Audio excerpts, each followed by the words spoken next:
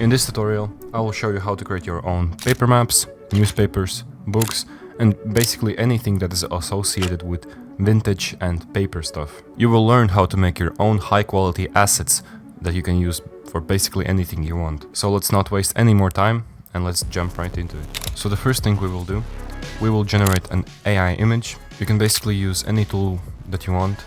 I personally use Leonardo AI. You can use DALL-E, you can use Midjourney, I don't care really. And I have a paid subscription, but it's not necessary for you at all. As an example, I will generate a newspaper from like 1910s. Particularly, I like the New York Times newspaper. I already have one prepared right here. Here, look at this. The first thing I'm gonna do is I'm going to mask out the newspaper out of the background.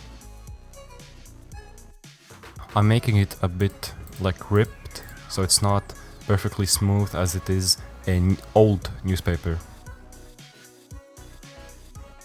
So now it looks something like this. It looks pretty ass, if I'm being honest, but we're going to improve it, believe me. Now what you will need is a paper texture.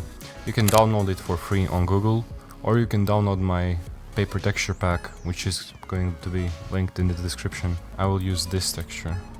Make sure you adjust it so that it fits the whole newspaper. Now pay close attention. What you will need to do is select the paper texture and select Track Matte Newspaper and click on this small box to enable Luma Matte. Now duplicate the newspaper and put it below the tracked newspaper and make it visible. Now it looks even more better because it has all those ripples and those paper texture on top of the newspaper. But we will go much more advanced and I will show you how to create it even better looking. So what we will do is select the paper texture and add the cursor effect. Now you can do something like this. You can play around with the settings. I will do something like this. It depends on the image how you want to adjust it. So here was before and here's the after. The texture is much more popping and I really like that. Now I will add an adjustment layer and I will add a tritone effect.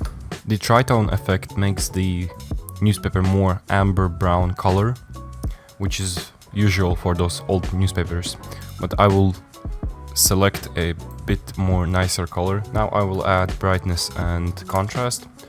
I personally like to pop up the contrast a lot, so something like 50 and a bit of brightness like 15.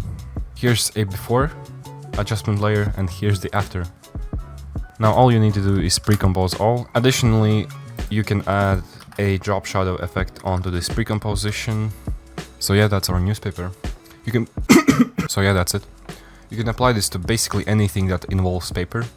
I have this AI generated image, which is an old photo from 1899 farm family. I will add a white outline to it so it looks like a real photo and add the same paper texture which was used previously. So here's how the photo looked before the adjustments and here's after.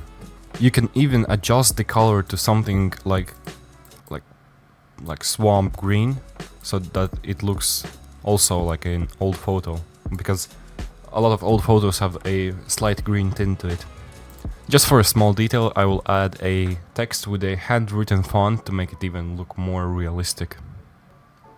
I love doing this. Now that would be it for today. If you enjoyed these brief tutorials, make sure you're subscribed because I make a lot of cool stuff here. Also follow my socials and yeah, that's it. Bye.